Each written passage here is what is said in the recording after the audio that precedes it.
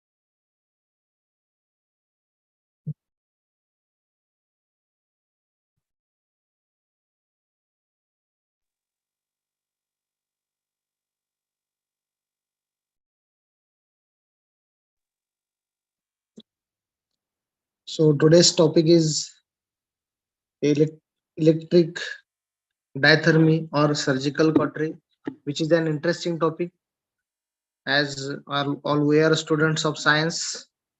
But during our BMS curriculum or also during postgraduate schedule, we are not taught the techniques of electrocautery. So today's topic was specially requested to Dr. Singh sir. Dr. Shinde sir will introduce him sooner, but this is an interesting topic. Please keep your questions ready. The surgeon is interested and is desiring the questions from the audience during the session also. So I request you to keep your questions ready and put it in the chat box so we can ask him about all the queries we have regarding the cautery.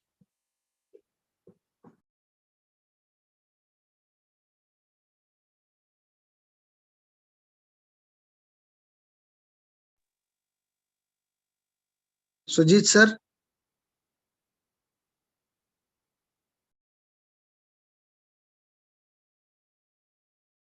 Hello. Ajay, yes. Sir Brijesh Singh सरांना mail पाठवलाय मी पण पोचला नाही तर परत एकदा मी तुमच्याकडे पाठवलं तर बरं होईल जरा मेलवर. मेल वरती पाठवायचं त्यांना काय इन्व्हिटेशन पाठवायचं का परत? हा परत पाठवायचं मी तुम्हाला जस्ट त्यांचा मेल आयडी पाठवते परत. Okay okay.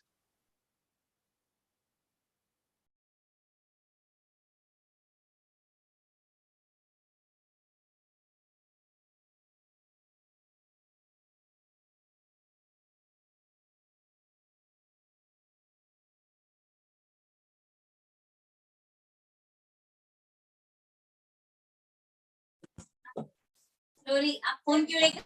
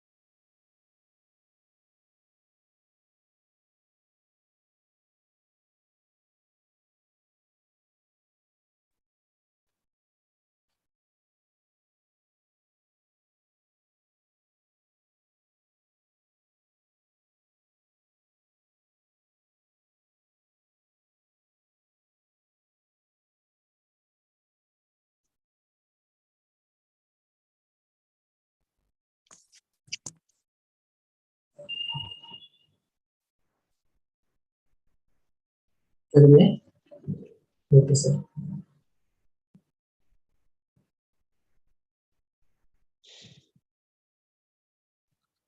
सुजित sir, doctor Brij sir join झालेले आहेत.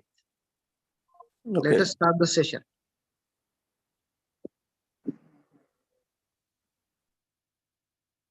Hello. Hello, Bridge sir. Hello.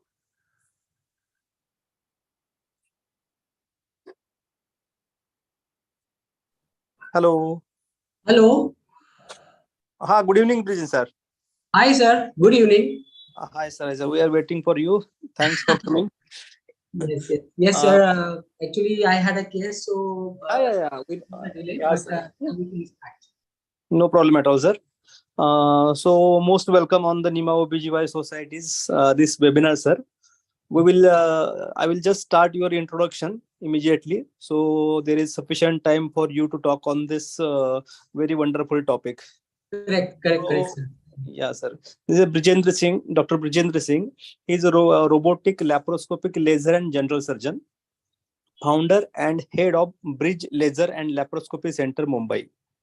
Have various fellowships, diplomas, and hands-on training from many reputed institutes and educational centers in India and abroad to be uploaded about the recent technical and scientific advancement in the field of minimal access surgeries. Skilled in performing various laparoscopic, laser, and general surgeries, upper and lower GI endoscopy, and minimal invasive proctological procedures. A renowned faculty in the field of minimal access surgeries and has trained several students throughout the country.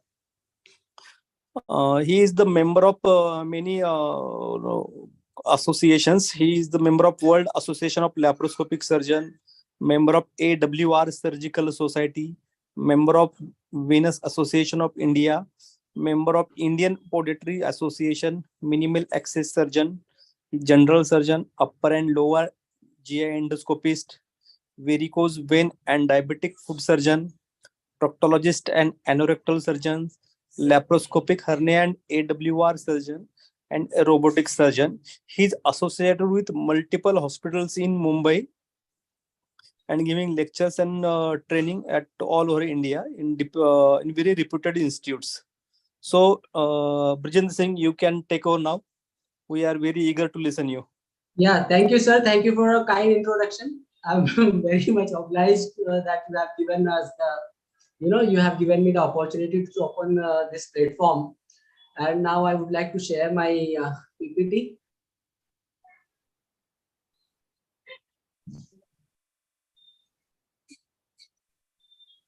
Is it visible, sir? Yeah, sir. Yeah, it's visible. Okay.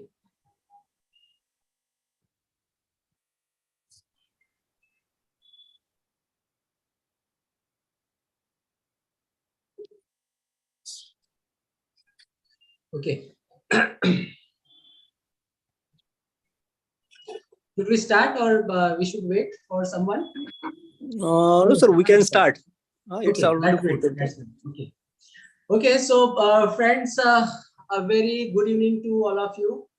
And here we are going to discuss all about electrosurgery.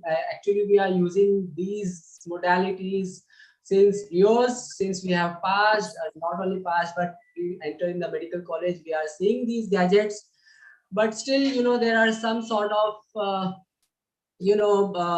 confusion or some sort of misconception or some sort of there are misguidance which we are following throughout our practice.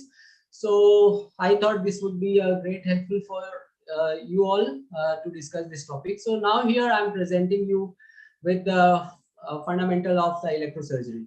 Okay, my name is Dr. Brijendra Singh, a laparoscopic laser and general surgeon, and I practice in Mumbai. Okay, so what is the requirement of any surgeries? Whenever we are doing any kind of surgery, we are more afraid of blood loss because it is a integral part of any surgery, blood loss. But sometimes these blood loss can be so much so that it may lead to a life-threatening condition called as a hypovolemic shock. And that is more of worrisome. So that's why the key requirement of any surgery is to control the blood loss. Okay, so what we are proposing is the surgical procedure has no meaning if there is blood loss and the patient leads to death. So that's why now we are going to discuss about what are the methods which are employed for the to prevent the blood loss. One is the direct pressure method, another is the hemostat with the help of the hemostatic artery forceps, another is your ligation and the clip and the stapler, sometimes it is a suture, and most of the time which we are using in laparoscopic surgery or in case of open surgery, that is monopolar, bipolar electrosurgical unit, or it can be ultrasonic like harmonic, or can be laser, argon beam, or etc. Okay, so these are the method. Why we are using this? Because in every surgery, dissection is must. So whenever we are dissecting, definitely we are going to face some sort of the blood loss or bleeding. So we need to prevent that. So what are the modalities for the blood for the dissection? It can be done with the help of some kind of instrument, that is pledget or peanut, or it can be done with the help of sap dissection, that is with the help of knife or scissor, or it can be with the help of electrosurgery, or what is commonly known as the cautery. There is a difference between the cautery and the electrosurgery, which we are going to discuss in some while. Now, what is the importance of this topic? Mostly, as far as the minimal access surgery is concerned, we are more bound to use electrosurgery. It is a choice of modality which is used worldwide, but the only thing is that it is the most risky way of dissection. Okay, due to the use of energized instruments. So most of the time, whenever you are using current inside the body, it just acts as a tubular structure through which in which the current can jump and can give rise to remote injury. There are chances of burns or thermal injury to the adjacent organs. So that's why it's very risky way of the dissection. And to add to this, about 40,000 of burns by the electrical surgical devices has happened every year throughout. If you search on the Google, you'll find that these are the actual numbers which happens every year. See, we are using electrocautery or electrosurgical units since so long, but still, we are facing these kind of challenges. So definitely, we need to know about this. The overall complication rate is around 1 to 2% of the all over the world, and several of the important thing is that several of these are these complications are significant and disabling, and the good point is that they can be completely preventable. So why we are discussing this topic? To reduce the risk and maximize the efficacy of electrosurgery, because this is an integral part of our day-to-day practice. So it has to be safe and effective as well. Now, when we come to the history part of electrosurgery, we know a famous saying or quote by the Hippocrates that heat cures when everything fails. And this is not new quote. Before that also, we are hearing since long, that whenever nothing is, working out, we can use heat for the cure. So heat and fire has been into the practice since long back into the therapy as a treatment. And in our, Acharya Shushruta in 6th century has clearly mentioned it as a Agnikarm, where the heat is used for the therapy or for the hemostasis or for the, prevention of the wound infection, where the piece of the metal was, it was heated with the help of a fire, and it was directly applied to the desired tissue to, achieve the desired effect. Okay, in terms of the hemostasis, maybe in terms of the treatment of the warts or wound infection or anything of that sort, and some cure also, as we know, which is mentioned in our textbook.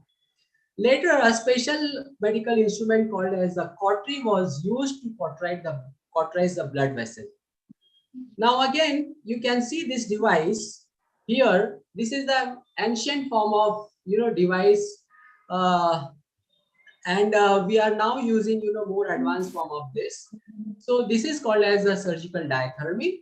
And normally, what does this use? Instead of using the heat or something, it uses a high frequency electrical current which passes through the tissue and gives us the the desired effect, like it can be cutting, coagulation, or anything else. Then in 1920s, William Bowie, who was a Harvard physicist, in association with Harvey Cushing, who was actually a neurosurgeon, they used this current, high frequency current, for the coagulation and cutting. And the first recorded case of electrosurgical generator in an operation theater was performed on 1st of October 1926 in Peter Ben Brigham Hospital, Boston, Massachusetts, for the removal of the tumor. See, since 1926, this is in the practice. Still, we are facing so much of complication in terms of the burn and the thermal damage, as well as the remote injuries. In 1928, Cushing, that means the neurosurgeon, he first published a series of 500 neurosurgical procedures performed with an electrosurgical device, which was, developed by Bowie. So this is the ancient form of, you can see how it was earlier, and now we are seeing a very compact form of electrosurgical generator. But earlier it was just like a wooden sort of a frame, okay, and maybe it is sort of harmonium or something which it resembles. So before coming to the actual topic, we should know some of the basics of the electricity, some of the terminology. The first term is current. What is current? Current is nothing but it is the flow of electron. We all of us know that it is a flow of electron, and it is measured in ampere. Okay, ampere is the unit in which it is measured. So flow of electron is called as the current. The second is called as the voltage. Voltage is nothing but force that causes the current to flow, and it is measured in volts. And the third one is called as the power. Power is nothing but it is the rate that the energy is produced, and it is measured in watts. So if you say what is power, power is nothing but it is a multiplication, or it is a combination of voltage associated with the current. So power is nothing but voltage into the current. Okay. And the next thing is resistance or impedance. That is nothing but it is the opposition of the flow of direct current or alternating current. We'll soon know what is the direct current and alternating current. And it is always measured in ohm. So if I want to simplify this, I can give one example. Like suppose you want your child to go to school. Okay. Now your child goes to school. That means he's flowing, okay, to the school. So he has a current. Okay. But most of the time, he may not go to school. He says that, no, I'm sick today, so I cannot go to school. So what happens? Now you will have to be, force him to go to the school. So your force, which is applied to your child, is called as the voltage. So the force which causes the current to flow is called as the voltage. And then the outcome of this, that means your effort and your child going to the school, that gives you a product, that is the power. So power is nothing but it is the energy which is produced due to the voltage and current, and it is measured in watts. And sometimes, if I want to say resistance, most of the time, you want your child to go to school, but there are, many friends of his or enemy, they do not want him to attend the school. They are jealous of his progress. So definitely they will, resist it. So that is called as a resistance or impedance. I hope this is clear, and this is measured in ohms. Is this clear? Sindhu sir, is it clear? Yeah, Yeah, sir. it is Totally clear. Okay. So now we'll talk about the direct current and alternating current. Okay. So what is the difference between the direct current and alternating current? So direct current is nothing but this is the electron which flows only in one direction. Okay, always in one direction it is moving. So this is called as the direct current. And this current is used, in the case of cautery. We'll discuss what is a cautery. But in your mobile battery or any sort of torch or anything where the direct current is used, and this is nothing but the flow of electron only in one direction. You can see here that the electrons are flowing only in one direction. Okay. Then comes the alternating current. Here you can see that, okay, the electrons are flowing in, alternate direction. Sometimes they are going clockwise, sometimes they are going in anti-clockwise, so these clockwise, anti-clockwise or alternate direction of the movement of the electrons, they are called as the alternating current. Flow of electron is called as the current. So they are moving in alternate direction, therefore they are called as alternating current. Okay. And they are measured in cycles per second, or another unit is called as a hertz. Example, whatever, all the home appliances, your TV, refrigerator, geyser, everything, they are using they are using the alternating current. And the best example of this is electrosurgery. So now see, I have highlighted two things at this point, the cautery and electrosurgery. That means the cautery uses a direct current and the electrosurgery uses the alternating current. I hope this is clear.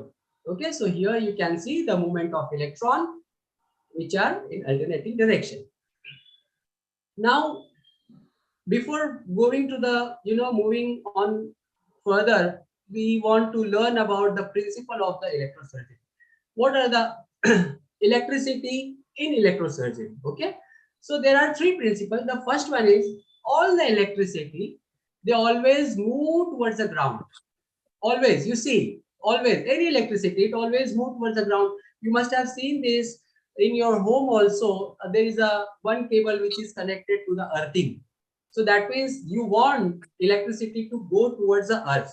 This is the basic principle. Okay. So all the electricity, they flow towards the ground. So this is the first principle. You should know this because we are going to use these principles when I'm going to explain you about the electrosurgery. So just remember three principles. We are going to repeat this again and again to explain the same thing. Okay.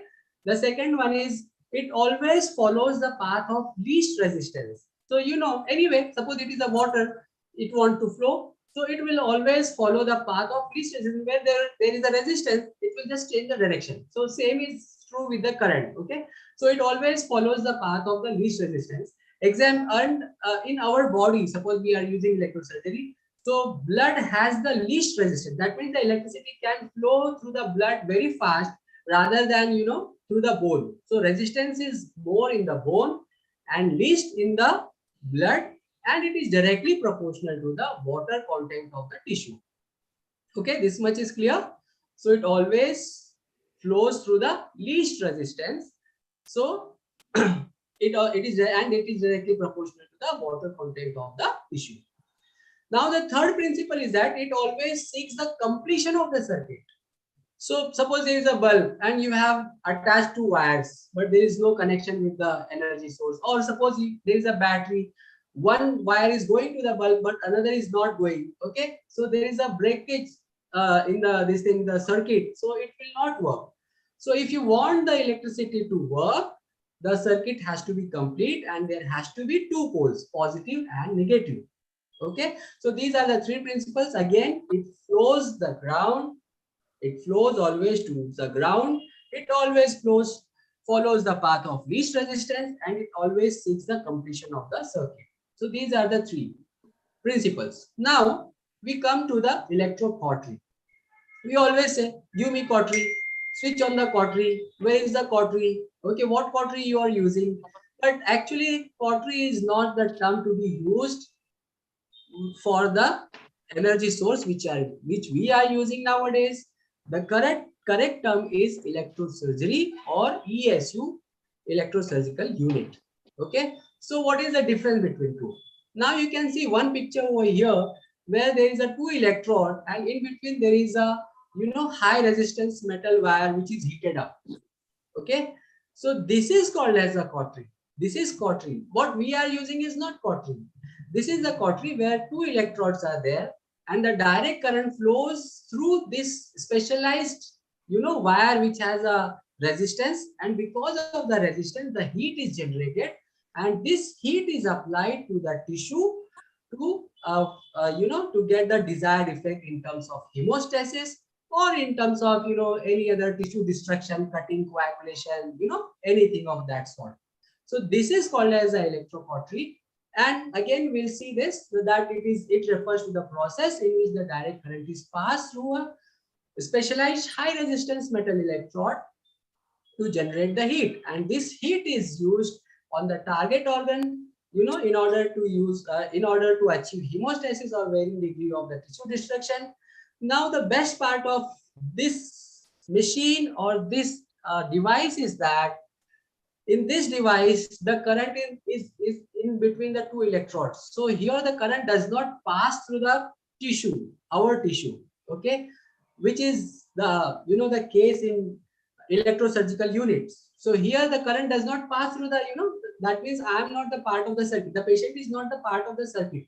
So this can be used in condition where, suppose there are, pacemaker in terms of in the body in terms of complete heart block, or suppose in Parkinson's patient there is something called as a deep brain stimulator which is implanted. These electrical devices which are implanted. So this device does not does not involve the electricity in the body. That's why this source can be used in these kind of the patient who are implanted with the electrical devices. But the thing is that now since year 2000 all the electrocauteries are vanishing from the market, and now whatever we are using since 2000 onward is nothing but it is an electrosurgical unit. And suppose if it is available, it may be in some other form or some other country, like I think China is making some, but nowadays in India at least we are using electrosurgical unit. Okay. Yes. Now we come to the electrosurgery. Okay. Now here, as we have seen in earlier slide, that in electrocautery we are using direct current. But in electrosurgical unit, we are using high frequency alternating current, or high frequency is also called as radio frequency. Okay. So, and also the another principle is that this energy passes through our tissue. Suppose if I am applying the cautery over here, not cautery, but electrosurgical unit. So what will happen? The current will pass through my active electrode to the tissue, and there will be a return plate, okay, through which the current again goes back to the generator. So this is how the circuit is completed. The third principle which we have spoken. Okay. So here also we are applying the alternating current, high frequency current, and the current passes through the tissue. And when it is passing through the tissue, there is some sort of impedance or resistance. Okay. And that resistance develops a heat. And this heat which is produced within the cell or within the tissue is used for carrying out the desired effect in terms of hemostasis or in terms of the tissue destruction, whatever cutting, coagulation, which we have earlier spoken. Okay, so what is the difference between the electrocautery and electrosurgery? In electrocautery, there are two electrodes and a high resistance, metallic wire. The current passes between these two electrodes with a higher frequency, a high resistance electrode, and the heat is generated, and that heat is directly applied, just like we used to, heat the metal with the fire and used to apply over the tissue in ancient age. The same principle is there in the electrocautery, but in electrosurgery, the tissue or the patient is the part of the circuit, and the current passes through the tissue, and then there is oscillation of the ions, which I'm going to discuss right now, and that causes the frictional energy, and this frictional energy gives rise to the heat, and this heat is responsible for the coagulation or cutting or any other desired effect. I hope this is clear. Yes. Is it clear, sir? Yeah, sir. Okay, the same thing I have tried to show here, that this is a cell membrane. Okay, some parts, some ions, positive ions are there outside, some are inside. Similarly, negative ions inside, outside. And when we apply the current in between these two, what happens? There are some channels or gates. Okay, so it is, if you want to know, I can give one example. Like suppose if you are in a movie theater enjoying enjoying the movie, and all of a sudden, if someone shouts, there's a bomb, what will happen? Everyone will try to rush towards the exit, isn't it? But the exit is not meant for, for the exit of all the 1,000 people. So what will happen? There will be lot of force applied, and that gives the energy. So similarly, here also happens. The ions keep on oscillating. They keep on moving in and out, in and out, in and out. And there are, lots of ions. So there is a friction energy, and that friction energy causes the heat generation, and which is responsible for the hemostasis or the varying degree of tissue destruction. Okay, so I have tried to explain the same. And the good point is that in the electrocautery, we needed a special instrument. We needed a special, electrodes. We needed a high resistance wire. But in the electrosurgery, we do not need anything. Any instrument can be used, which is, which can conduct the electricity, can be used as an active electrode. Okay, so here, and the other thing is that in electrocautery, the high resistance metal wire used to, they are heated up, and so the source is heated up. But here, on the contrary, in the electrosurgery, whatever we are using, the pencil and all, they are never heated. Suppose if I'm using, I can use anything like Maryland, I can use grasper, I can use hoop. But if you see, after the application of the heat, they are not heated up, they are not red hot. Okay, so this is the difference between the electrosurgery and electrocautery. And the only problem with this is that, because the patient is a part of the circuit, what happens? The current passes through the patient, and the patient who have implanted electrical devices like pacemaker or deep brain stimulator, in those cases it is not safe to use. So we will have to use some alternation to this. This cannot be used in those patients. So what can be used, we will see later. Okay, so this much is clear. Electrocautery and electrosurgery, what is the difference? Yes, sure. Okay. Now once we'll summarize this again, how the electrosurgery works. So alternating current is applied to the cell continuously, switches of the polarity positive to negative. So there are lot of ionic movement, and that movement causes that is called as the intracellular oscillation, and this generates the frictional forces, and which is responsible for the increase in the cell temperature. And this cell temperature, which is increased or heated up, is used in that results in the vaporization or desiccation. These are the terminologies. We'll see soon what is the meaning of vaporization, or desiccation, or coagulation or fulguration. These are the different terminologies. They are not the same, and they cannot be they cannot be used interchangeably, but they have the specific meaning. So which we'll see later.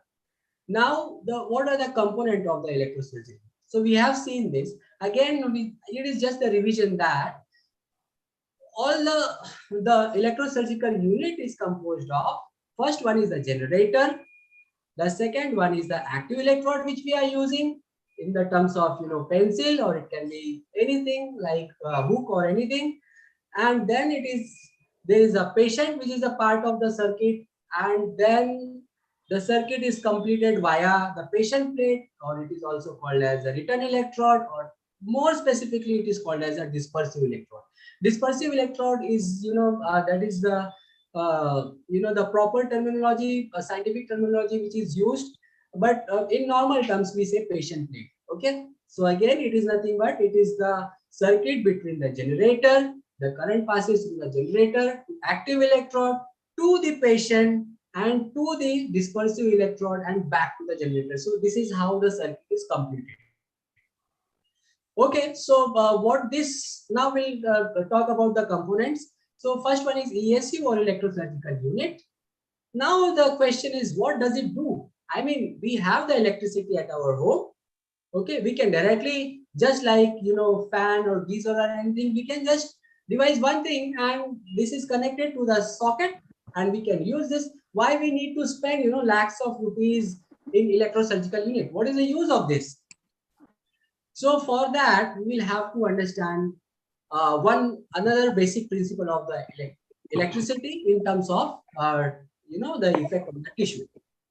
Now see, our whole home appliances are, or the electricity, it is given a frequency of 60 hertz. It is always, mostly it is throughout the world, it is 60 hertz. It is not more than that. What does happen in the 60 hertz? 60 hertz, our muscles and neurons, the nerves, they get stimulated. And because they get stimulated, we get a jerk or shock, or this is also called as electrocution. Okay, so we get a jerk because there is a impulse which is produced due to this low density electricity, that is a 60 hertz. Okay, now there is one other phenomenon. Scientists have found that when this was discovered, they found that if you use this electricity above 100 kilohertz, then there is no sensation of these electrical current over the neurons or over the muscle fibers. So whatever twitching or stimulation you were getting at the 60 hertz, above 100 kilohertz, you will not get anything. Okay, so that's why if you want this current to be used, it has to be in a frequency of more than 100 kilohertz, so that when you are operating, your patient will not keep on jerking, because patient is under anesthesia and you are using low frequency current. Most of the time, there are vendors who will sell you these low quality ESUs, where the frequency is kept at the lower side, and that's why the price is reduced. But when you're operating, you'll notice, I have noticed this in my some of the cases, because I'm a freelancing surgeon. So I have seen that even after the anesthesia, the muscle it keeps on giving a twitch type of this thing. That means the ESU which is used is not of good quality. Okay, so it has to be always more than 100 kilohertz, otherwise there will be a lot of twitching, and after the surgery the patient recovery will not be as good, and most of the time the patient feels very tired or fatigued after the surgery. He's totally tired up. Okay, though he was anesthetized, because okay. So other thing is that we have seen that if we use the electricity or the current in the frequency of 500 to 3.3 megahertz, it is the best electricity or the frequency which can be used for the electrosurgery. Why does this important? Because even at the 100 kilohertz, most of the time, the muscle twitching and the neurons, they will not be at power of that relaxation as with the 500 to 3.3 megahertz, which has been researched. Okay, so what happens? The muscle and the nerve stimulation ceases at 100 kilohertz, and that's why the electrosurgery can be best performed safely. This has been researched at above 100 kilohertz. So what is the function of this electrosurgical unit? So what does it do? It converts a low frequency output that was 60 hertz to high frequency output, that is more than 500 kilohertz. Okay, and the second thing is it does some sort of adjustment in terms of the wattage and voltage, and actually it is what means wattage means your voltage into the current. So mostly voltage is responsible for the force is responsible for your varying tissue effect of the electric surgery electrosurgical unit. So that's why voltage is responsible, but voltage is it is regulated by setting of the wattage. We are setting the watt, but it gives the output in terms of the voltage. Okay, so these electrosurgical unit, they do two functions. One is they convert the low frequency output, that is 60 hertz, which is there supplied to our home appliances, to radio frequency output, that is more than 500 kilohertz. Why this is called as radio frequency? Because see, any frequency which is above 1 megahertz is called as a radio frequency. You must have listen 98.3 megahertz. Okay, I mean these are the various frequencies. So above 1 megahertz is radio frequency. So that's why these are called as radio frequency. High frequency above 1 megahertz is called as a radio frequency. Okay, so these are the things. And the second thing is it will also adjust the wattage in terms of sometimes we have seen scale mode, then we have seen the fulguration mode, blend mode. So these modes are nothing but these are the kind of waveforms which we are going to discuss in the later part of the slide, which is affected more with the voltage. So two things are very important: frequency and voltage. That means current and voltage. Okay, so just remember these two things, which is which will be useful for the further understanding of the topic. Now these are the basic waveforms which we were discussing in the last slide. You can see here I have written pure cut, blend 1, blend 2, blend 3, and coagulation. Okay, so what do you mean by pure cut? How does this happen? Okay, it is there in the generator. We we turn on the pure cut mode and we get the desired effect. How does this happen? So there are some properties of these waveforms, or this is also called as a duty current. Okay, duty means frequency. So if we see this here, frequency within a particular time. Okay, so now if we see this here, the first graph which you can see here, it has a high frequency. But if you see the intensity, the voltage is low. So whenever we are setting the machine on pure cut mode, that means it has the high frequency but the low voltage. Now, how it is significant? So what happens, suppose this is a cell and the electricity is passing through this cell, continuously. If it is a high frequency, what will happen? Before the cell, first we are talking in terms of heat, because heat is responsible for everything. Now what happens if the frequency is very much high, before the heat is developed, there is a high rise in the pressure inside the cell because of the oscillation or high frequency of these ions, and the cell will burst open before the temperature rises. Okay, so here if you see my first photograph above this thing, you can see that there is a sharp cut, but if you see there is a very thin demarcation of white line which denotes the heat. So heat is very minimum and the cutting is sharp when the frequency is high and voltage is low. Because voltage is low, the heat generation is low, so there is a less collateral thermal damage and the cutting is very sharp. Okay, do you understand this concept, what I'm saying, or I can explain in another terms? Singh sir? Yeah. No, sir, it's very nice. Okay. Then we come to the coagulation, where exactly opposite. The frequency is low. That means the current is passing at a slower, rate, but the voltage is high. Now you will say, why voltage is high? See, we have set the machine, suppose, on a 40 watt. So 40 is constant. Now what can vary? Either the frequency, that is I, or current, or voltage. So in the earlier, when we were talking about the pure cut, frequency was high So if you want to match this 40, definitely voltage will be low. Okay, because this is a product of voltage and current. Okay, so here in pure cut, frequency was high, but the voltage was low.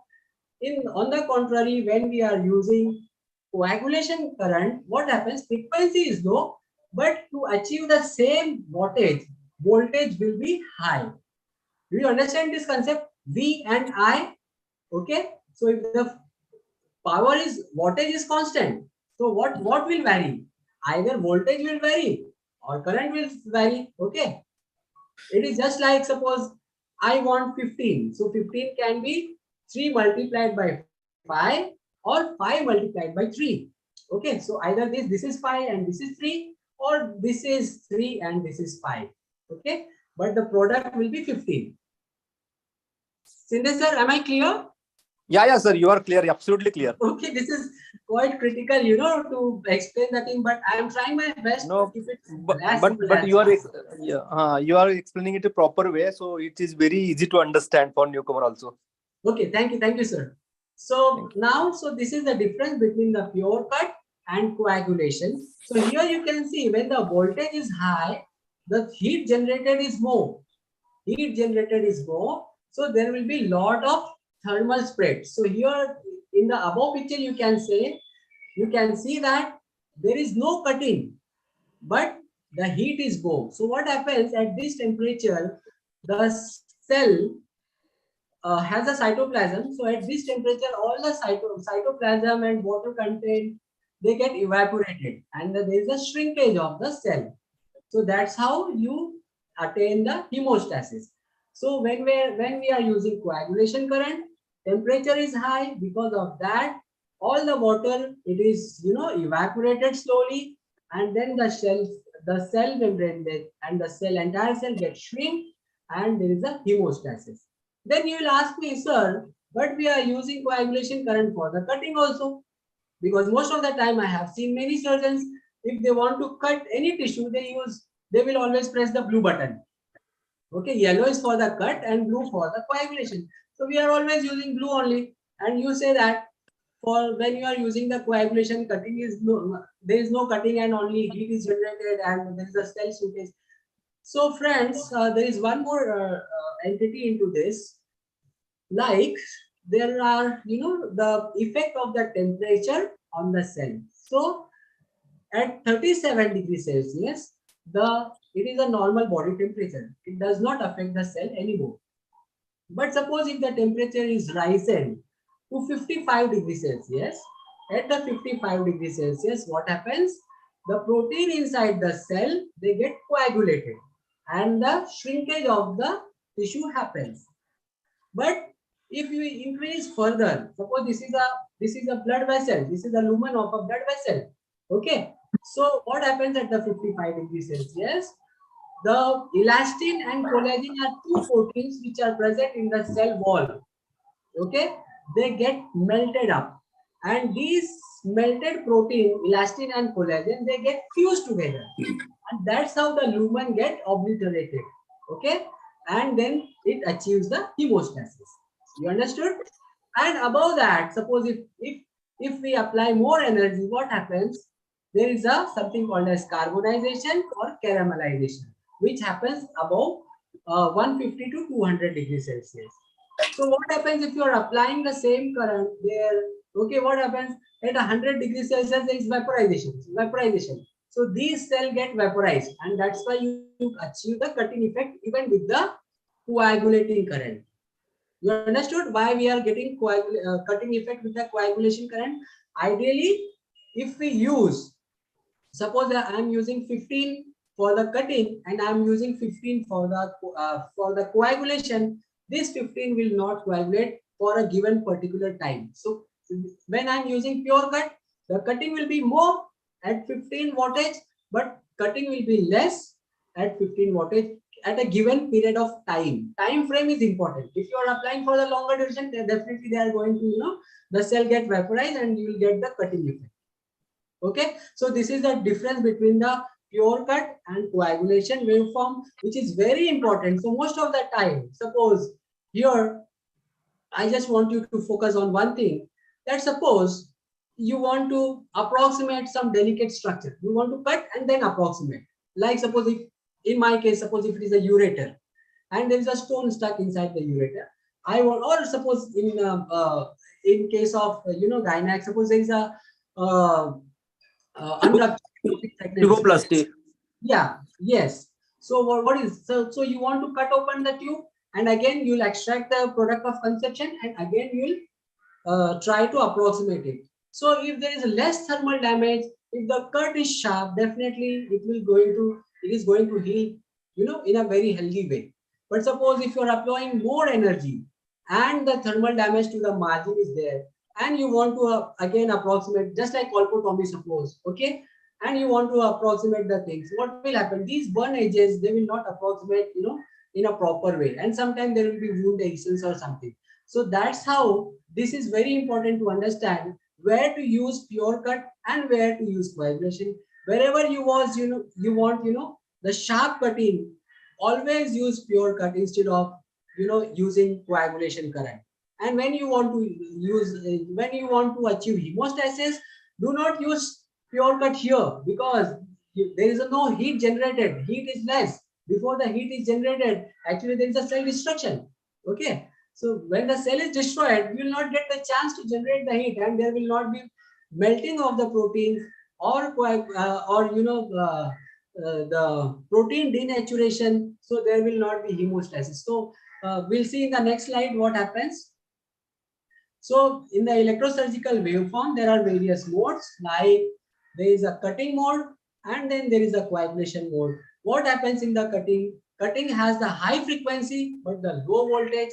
It has low or little hemostasis, why I have just told you, and there is a less collateral thermal damage. So this is a very basic principle which we should understand. And how does this happen? Because of the high frequency, there is an increased pressure inside the cell and the cell membrane explodes before the temperature is risen, and that's how we get the cut. On the contrary, suppose if we say coagulation, what happens? It is a low frequency. So when the frequency is low, the voltage will be high. If the voltage is high, temperature will be high, and that gives rise to denaturation of the protein, melting of the elastin and collagen, fusion of the wall, and good hemostasis. But the only problem is that because there is a lot of thermal, heat is generated, lot of more of collateral thermal damage happen when we are using the coagulation current. Okay. So this is the principle. Again, in the cut, as I have already shown you, it can be pure cut or blend cut. What do you mean by blend? Blend is nothing but it is a sort of high frequency current only, but frequency is little bit, it is compromised so that it gives both the effect, cutting and coagulation, because little more heat is generated in when we compare this to the pure current, and this more heat which is generated helps in coagulation. But this is not pure form of coagulation. Do not use blend current for coagulation. For coagulation, we need coagulation current. Okay. So now again, as we have discussed, in coagulation there are two forms. One is fulguration, another is the desiccation. So what is fulguration? Fulguration is nothing but, suppose this is a tissue and we are applying the current through a distance, let's say 5 millimeter. So there is a spray mode in the electrosurgical unit. So that spray mode thrusts the voltage is more, and it thrusts the electrons from this active electrode towards the tissue, and this heat which is generated is called as the fulguration. So this is the mode of the electricity which we are using. This is called as the fulguration. So whenever we are using the current through a short distance, this is called without touching the tissue. Here we are not touching the tissue with the electrode, and we are applying the current through a distance, and this is called as the fulguration. But on the contrary, suppose we use this electrode in firm contact with the tissue, and then when we apply the heat, the desiccation means the heat is more, it will penetrate more, and the hemostasis will be more. So in the deeper tissue also. So in desiccation, the current flows to the, it impacts the deeper tissue because the current is directly, coagulation current is directly applied to the tissue. So heat generation is more, and that's why this is called as the desiccation. You know what is the difference between the dryness and desiccation? We have seen this. Desiccation is very dry. Okay, so it will, what will happen? All the cytoplasmic, fluid, everything is vaporized and it makes the cell dry. That's why it is called as a desiccation. When we are using fulguration, fulguration is the current through a distance. Okay, so it will be only superficial. So what is the difference between doing fulguration? What happens? The spray mode, it covers, larger distance. See, the surface area which is covered in the spray mode is more, but the depth is less. On the contrary, suppose if we are using the desiccation, depth will be more, but the surrounding, the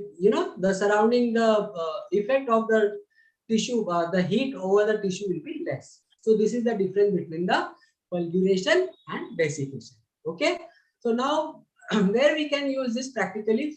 Now we have seen this in case of salpingostomy for unruptured ectopic pregnancy, or for the pyeloplasty or tuboplasty, which we have seen, or recanalization whenever we are doing the recanalization of the tubes after TL, or ureteric lithotomy, bowel perforation for the anastomosis. Bowel perforation for the as a surgeon, what we do nowadays, there are staplers. So we just approximate the two sides of the bowel, and then we perforate, and then we perforate the bowel, and we thrust our staplers from either side of the bowel, and then we apply the tube, and then we suture the rest of the thing. So for that we need a sharp current. Otherwise, the chances of leakage is high. So in that case, we need pure current. And blend is used where, suppose if it is a myomectomy, where you want the sharp cut, but at the same time, because it is very vascular, you need some sort of hemostasis also. So in those cases, we will use blend, which has both the property, cutting and coagulation. It is basically cutting, but some sort of coagulation may happen. At the same time, suppose when we are doing colpotomy, when we are using the cutting current, it has to be always pure. I have seen many of the gynecologists and many of the surgeons, by the way, they are using, for this colpotomy, they use coagulation current, just in a fear that, there will be bleeding. But the only thing is, when you are using the high energy, high voltage, most of the time, the thermal damage to these edges of the, vault, cut vault is more, and there is a chances of, the dehiscence of these approximated edges. So it's all, I mean, you should know the principle behind this, and always should use, instead of coagulation, you can use blend current for the same. Now, where the fulguration is used, fulguration is for the superficial coagulation. Suppose if it is the endometriosis, most of the time, or suppose you have opened up the ovary and you want to achieve the hemostasis, where you do not want to damage the cortex part, but you want to achieve the hemostasis, fulguration current is best, because the surface area is more and depth or the penetration of the current is less. So it is best. And same is for the endometriosis. Obviously, there are various grades of the endometriosis, so everywhere it cannot be used, but in the case of superficial endometriosis, it can be used. At the same time, suppose when I'm using the desiccation, as we have spoke earlier, it is responsible for the sealing of the blood vessels. So this is the basics of the electrosurgical waveform. I think everything is understood, sir. I want your response, Sujit sir. Yeah. Everything is understanding, sir. Okay. So now we move to the another part, that is the this is the dispersive pad. So as the generator is important, waveform is important. Similarly, these dispersive pad or return plate is also very important.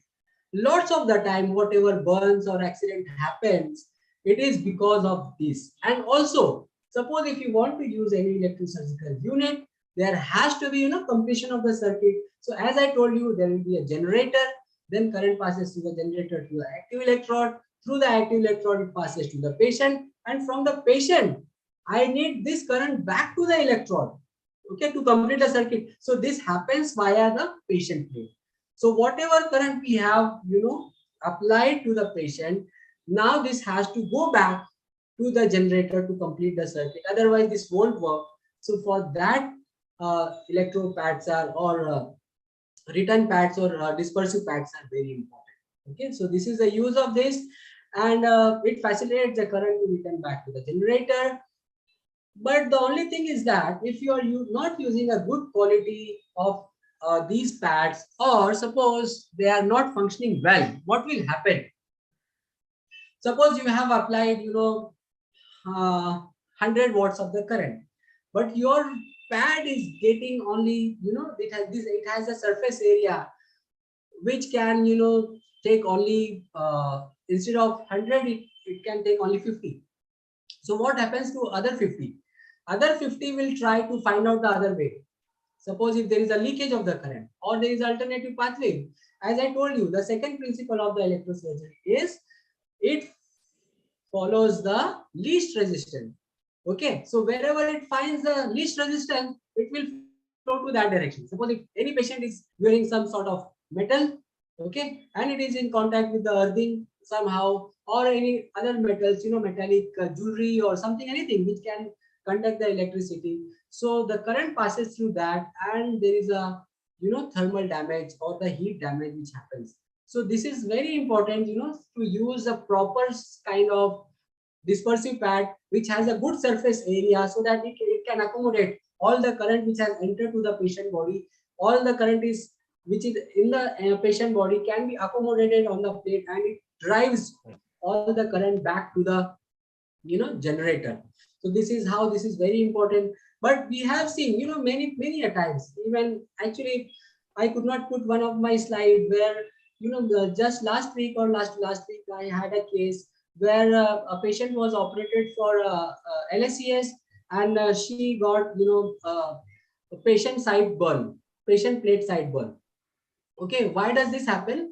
Because as I told you, it is the same principle. Suppose I have applied 100 watts of the, current, and here you can see in the picture the patient plate is not in proper contact. So the surface area which is in contact is very less. So all the current would like to, pass through the same surface area which is actually less. So that's why the current density, the power density is more over that region. And because of that power, there is a lot of heat which is generated. And that heat is responsible for this kind of burn. Now, this is a patient who was operated for some orthopedic case. And you can see at the gluteal region, he has got the burn. Okay. So this is how accident happened. And if we are not aware of this, definitely more and more accidents keep on happening. So what is the principle behind that?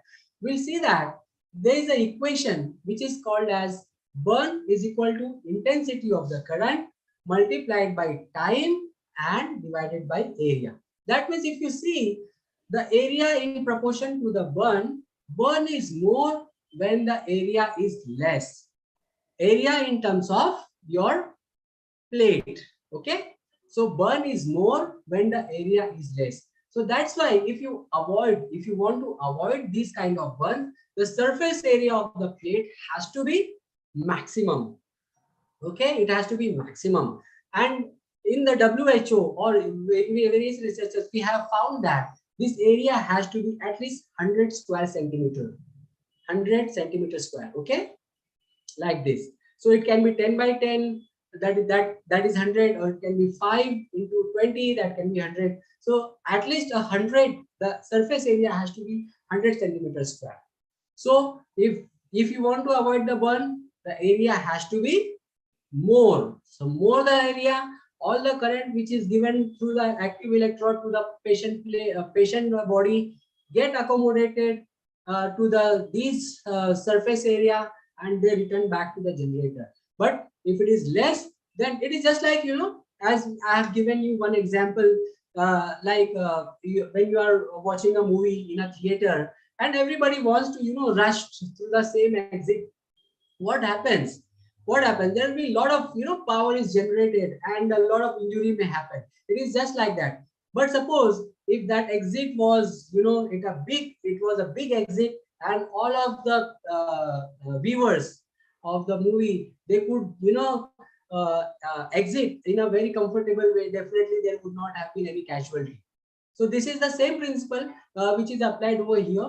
So burn is nothing but it is inversely proportional to the area. But at the same time, if you see the intensity of the current, if the intensity of the current is more, burn will be more. If you are applying the same energy for the longer duration of the time, again burn will be more. Okay, so this can be used in a both way, in a positive way and in a negative way. So I mean, it is just like your car's accelerator. Wherever you want, you can push your accelerator and your car can it can take off the speed, and whenever you want to be uh, you don't desire that kind of speed, then you can break down and apply only little of accelerator, and this is how you can avoid the accidents. So here at this point I would like to tell that always see that where you are applying the cautery pad, this your electrode or patient plate, and in which position it is there.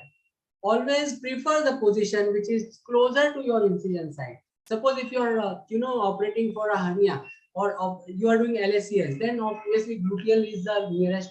If you are applying, I mean, when I'm doing thyroid, mostly I will prefer some muscular part which is near the my dissection area. So when the dissection, when I'm applying, when I'm keeping this distance short, your active electrode and passive electrode, when they are at a nearer distance, definitely the injury is going to be lesser. At the same time, the surface area has to be at least 100 centimeters square. And also the another principle of the current is that it has to, it flows the least resistance pathway. So wherever there is a good chunk of muscle, because muscle has a blood vessels and the blood flows through it, so it can pass the things very easily, and very less impedance or resistance is produced at that site, so the chances of burn is minimized. You should always avoid the direct contact with any bony prominences, because as I have told you that bones are bad conductor, they are with a high resistance, and as we have seen in a previous case that when it is it touches the bony prominences, resistance is high, and that's why the heat which is produced is more, and there is the chances of burn. Okay, so always avoid the bony prominences. I have seen many patients, many surgeons, they keep it over the hand, where these tibia and ulna, they are very much superficial, and there is less chunk of the muscle. Okay, so there are chances of burn. And it has to be regular. It has to be, the plate has to be in a regular contact. It should not be like uneven, because again when the plate is placed uneven, definitely the part which is in connection with the plate has low surface area, and this will give rise to burn. And the area of the less vascularity. Now these are very commonly tackled problem. So now we have the recent models of ESUs, where there is something called as a REM, which is an electrode return monitoring system. So wherever there is, suppose whenever you switch on your cautery machine, your electrosurgical unit, what happens? It will sense whether the cautery plate is applied properly or not, or whether the impedance is good or not, or good or bad. Okay, and accordingly, if it is unsafe, definitely it will give alarm, and that's how we can prevent the plate side burn. Is this okay? Yes, yes, yes. Yeah. Okay. So now what are the variables which are affecting the electrosurgical effects? So as I told you, it is the contact time. If the time is more, definitely burn will be more. Okay. If the second is the power setting of the generator, if you are using more power, definitely the burn will be more. And then the type of electrode which is used, like I'll discuss this. And then the generator mode and the waveform, that is cutting or coagulation, whatever you are using. Then manipulation of the electrode, whether you are stretching the with the help of electrode, whether you are stretching or you are relaxing, that kind of maneuver, that is also responsible for cutting and coagulation effect. Then the tissue impedance, as I have told you, distance of active electrode to the return electrode. If the distance is more, the current travel is more, the energy which is required is more, and then the chances of burn and effect. And the last but not the least is the S-shape formation. So we'll see everything one by one. The first one is the contact time. So as we have seen that the thermal changes increases in a linear fashion with the time. So longer the electrosurgical current is applied, the more potential for the thermal spread. Okay, so this is the only thing. Too long activation time will produce the wider and the deeper tissue impact. So time is very important. Like suppose if you are using a monopolar current or any sort of current on a tissue, if you are applying for a longer duration, what will happen? A lot of energy is you are thirsting in.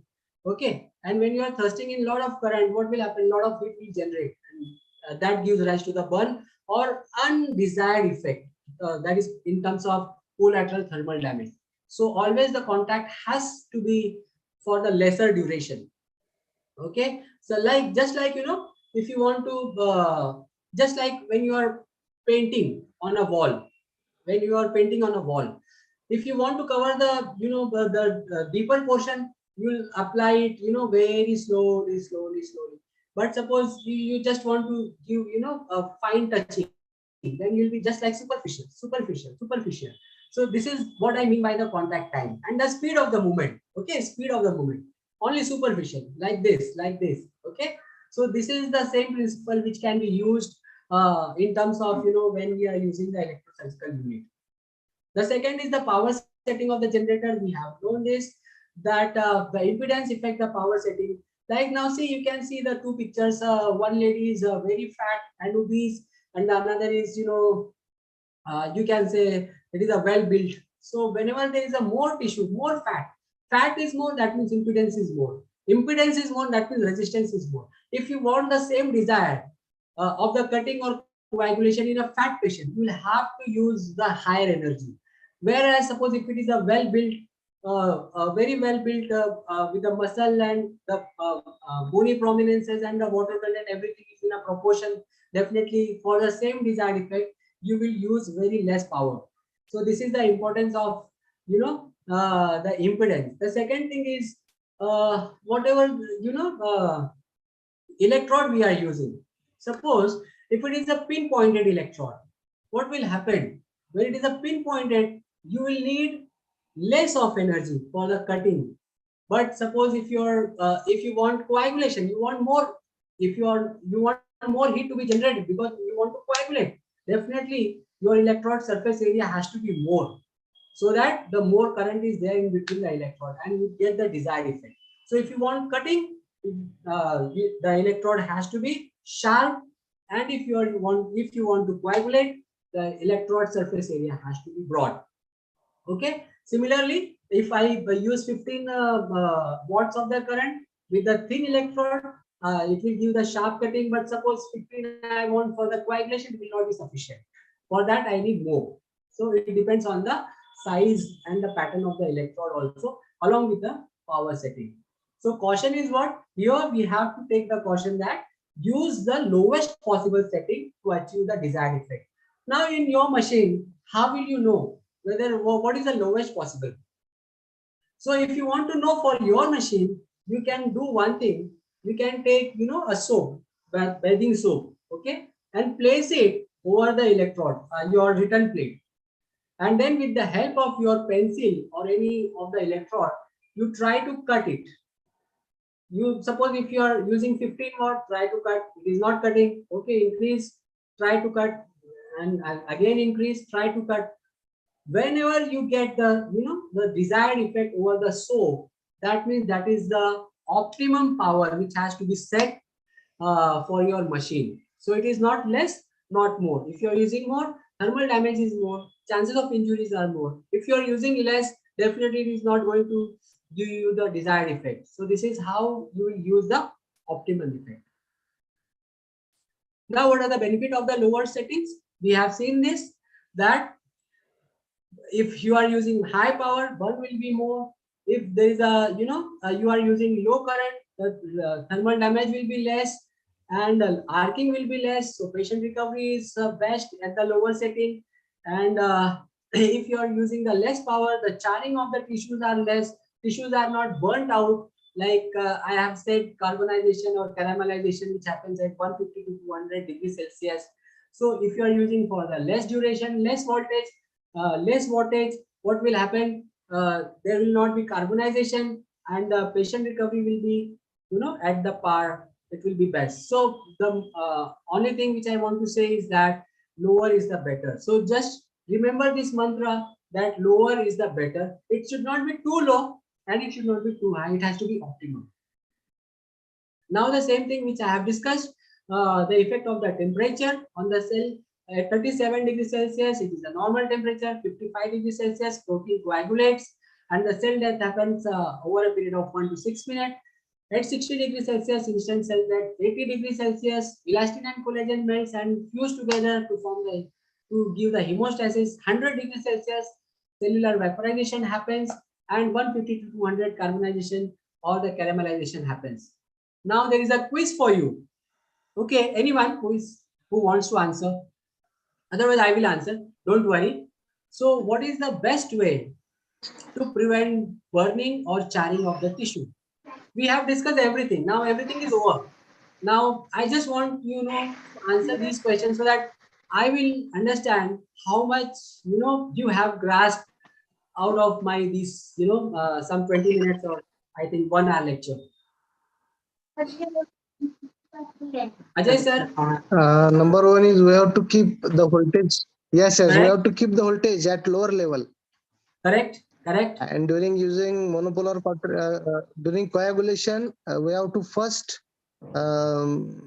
touch the thing which you hold, just like artery or anything, and then to on the switch. And during cut, we have to first on the switch and then to apply it at the desired tissue. Actually, sir, I think there is some misconception. Never ever. Okay. Yeah. Press your button before you touch to the tissue.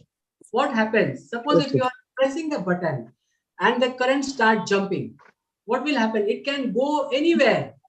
Suppose in the ureter, the urine is flowing, which has a salt, which is a good conductor of electricity. What will happen? There will be a remote injury. So always touch the tissue, whether you are cutting or coagulation.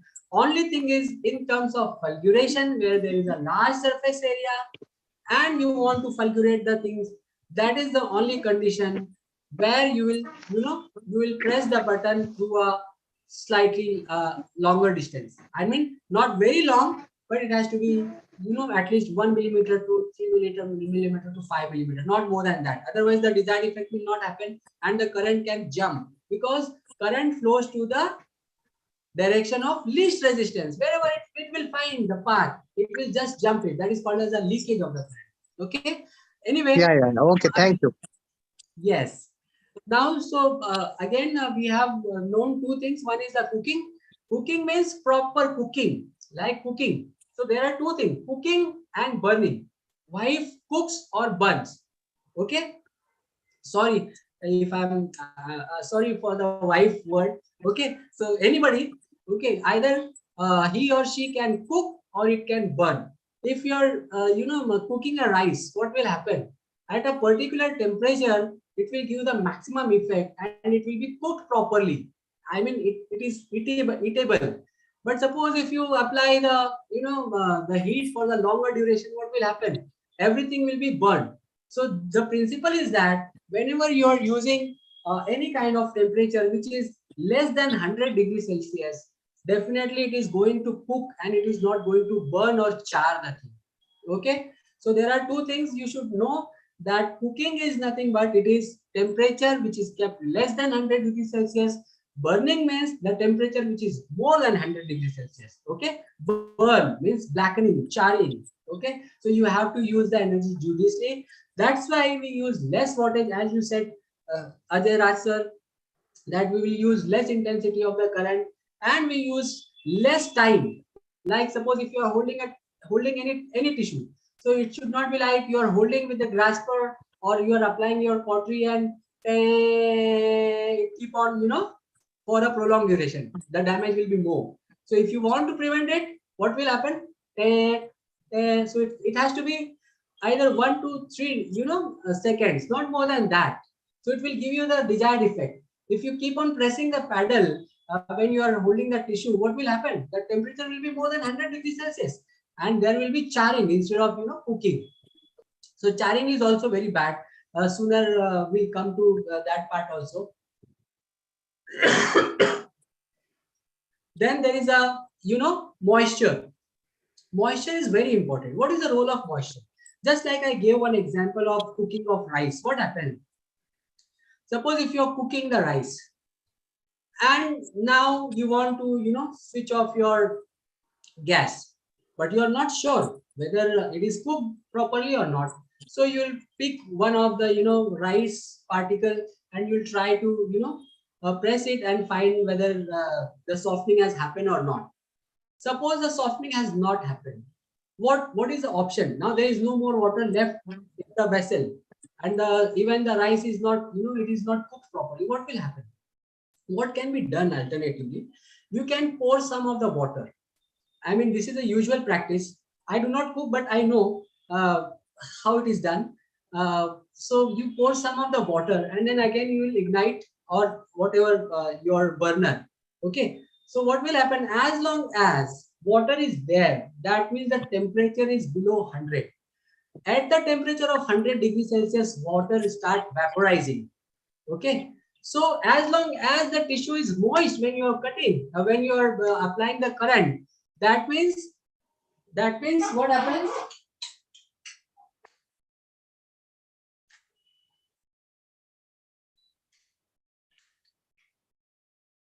That means what will happen?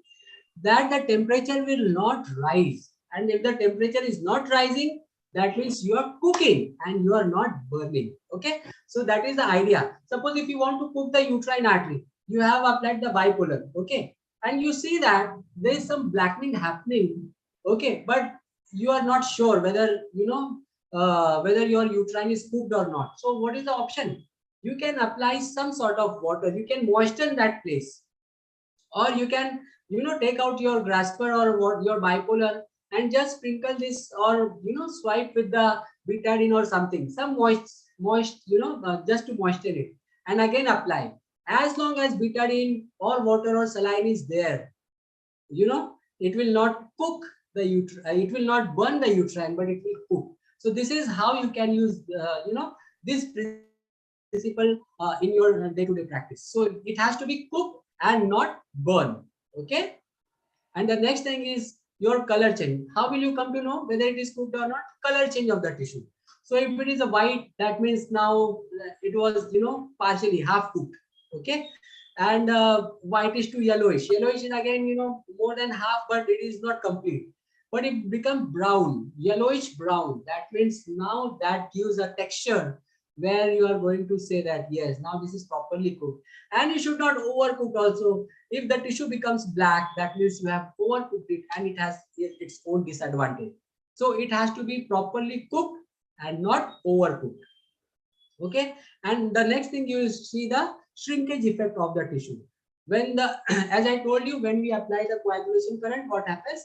Vaporization of the cytoplasmic liquid, and then there will be shrinkage of the cell. So when the cells shrink, that means tissue also shrinks. So that is visible.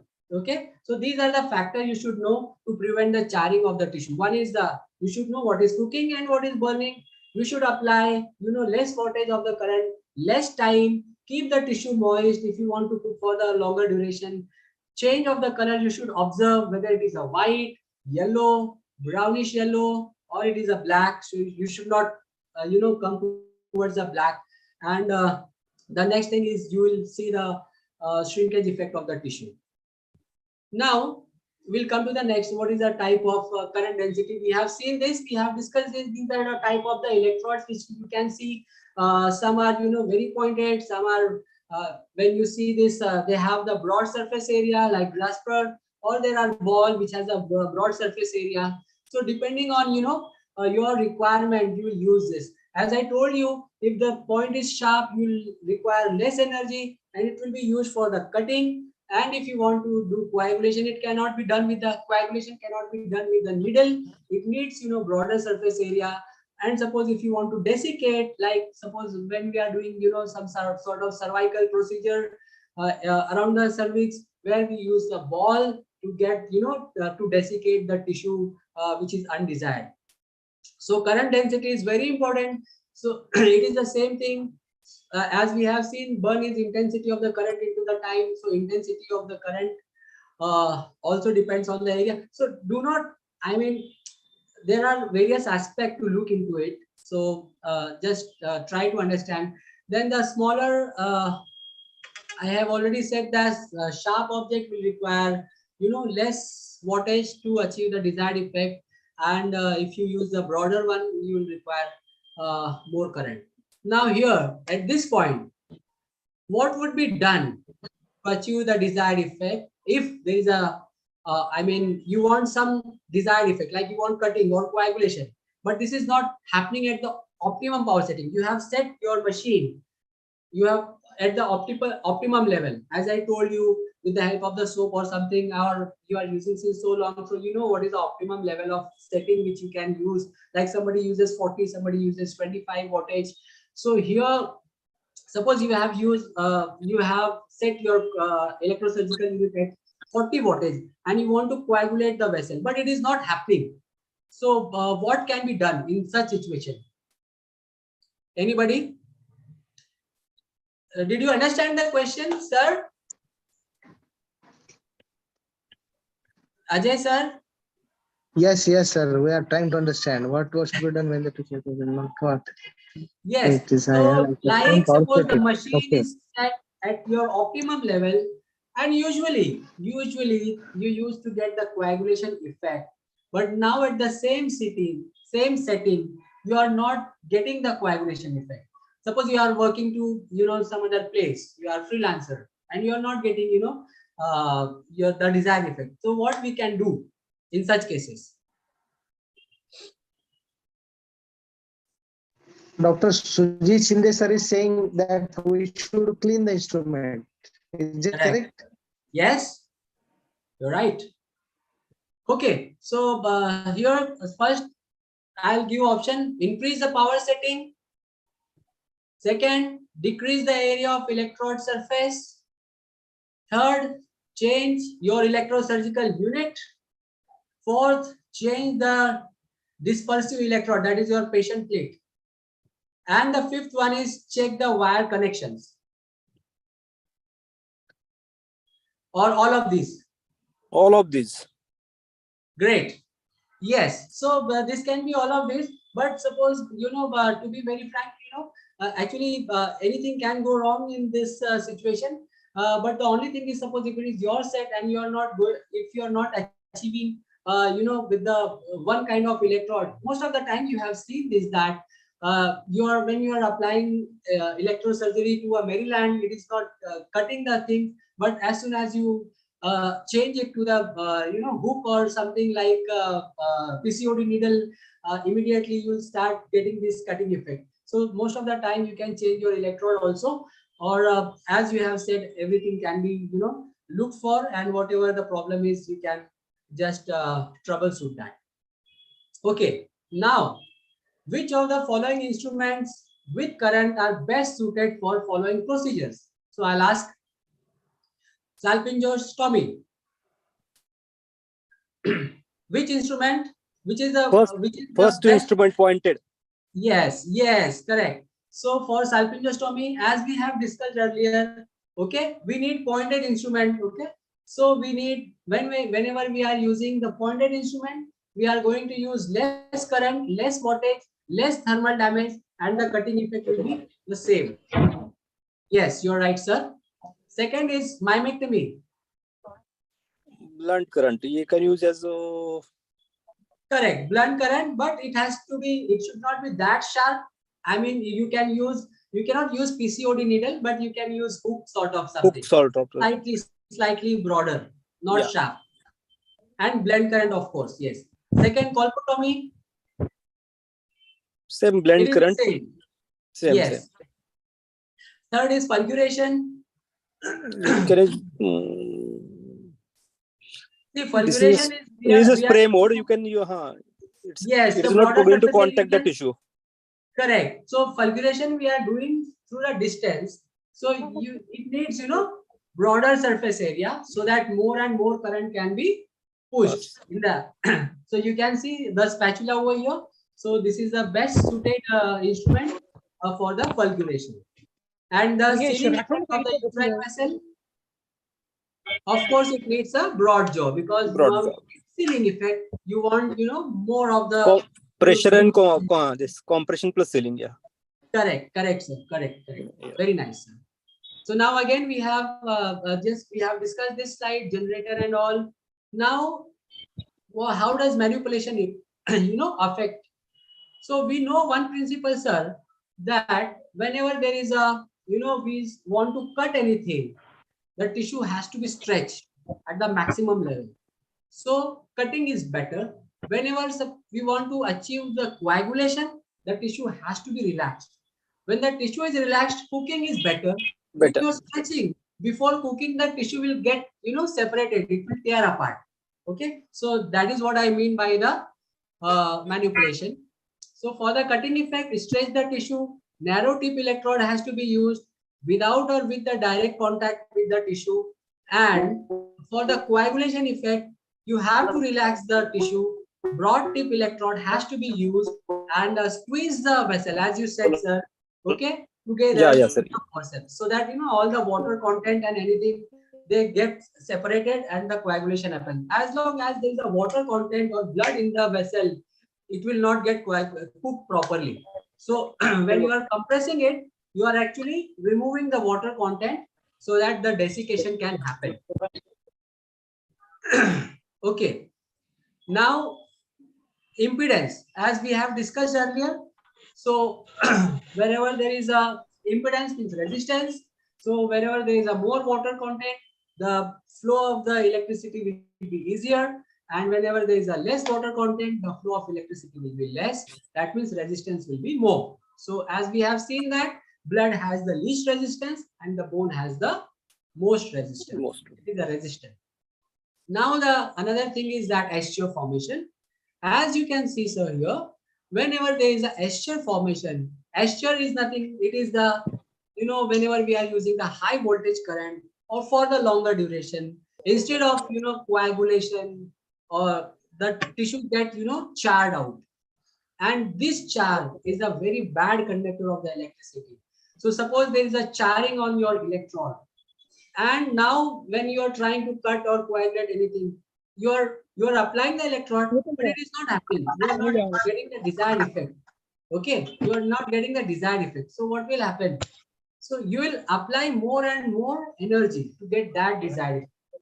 Okay, and in that process, definitely, a lot of thermal damage can happen. So best thing is you just remove the eschar or the these carbonized particles from the tip of the electrode, and then apply the energy, and you will get the same kind of desired effect again. Now there is one more question. Suppose you have coagulated the vessel, but still there is a bleeding. You have coagulated. You have coagulated the uterine artery. You saw everything, but there is a bleeding again. So what can go wrong here? Okay, so it is the same thing which we have discussed earlier. Dr. Brijendra Singh, sir, please mute everyone. Properly, and on the other hand, you have done overcooking.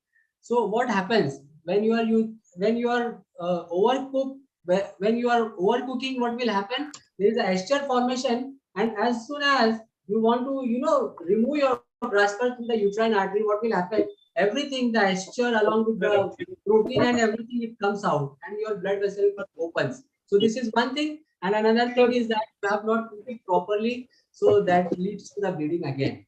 It was just a superficial cooking, and that leads to the bleeding.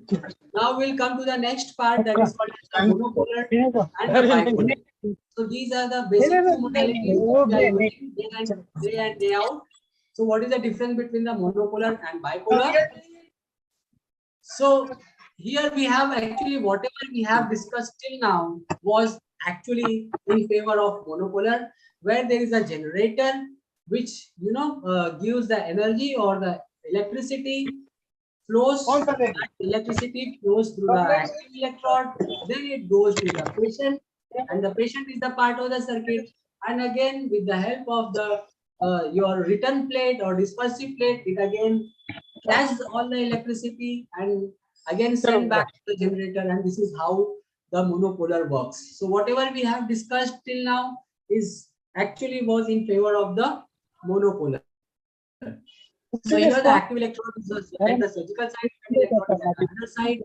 And monopolar, I want to ask one thing. Okay, before I ask this, that monopolar is a very versatile instrument. Why? Because cutting and coagulation both can be achieved, with the monopolar, but the bipolar cannot do cutting effect. I'll just come to know in a minute of time. And what are the disadvantages? Though it is used, very versatile way, there are some disadvantages to this. That for monopolar to work, you need a patient plate. Always, patient plate has to be there. And if the patient plate is there, of course, the associated burn, the risk of burn is also there. So this is the one of the risks. And another is the risk of remote injury or alternate injury is very high with the monopolar. Why? Because what is the remote injury? Remote injury means what?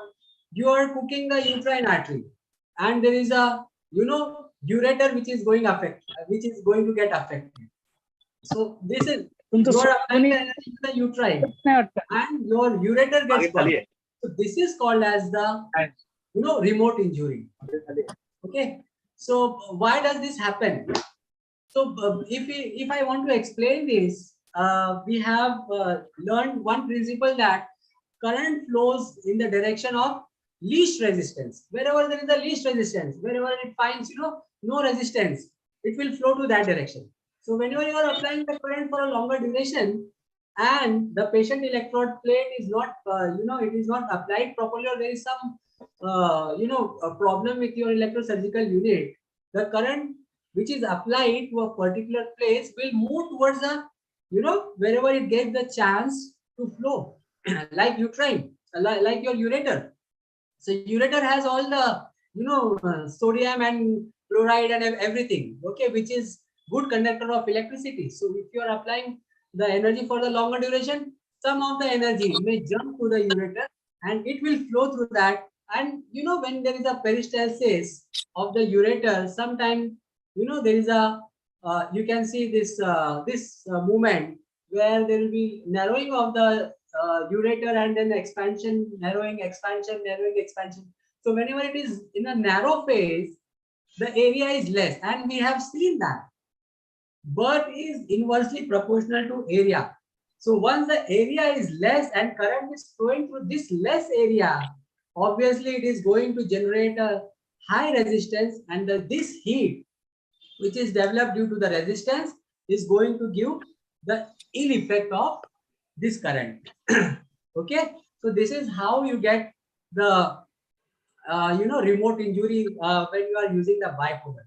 So it is said that the monopolar is like restless, unfaithful bachelor. Okay, so what I mean by that, so it is restless because it wants to do something. Unfaithful, suppose he is traveling away from his home and he finds someone who is least resistant, definitely he will discharge there.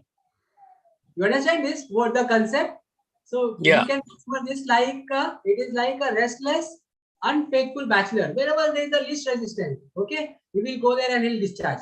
So this is the thing which happens in the monopolar current, because the current is there inside the body. Wherever it gets least resistance, it will go and discharge through all the energy there, and it will lead to remote injury. Okay, am I clear, sir? Yes, sir. Okay. So this is how I explain the thing.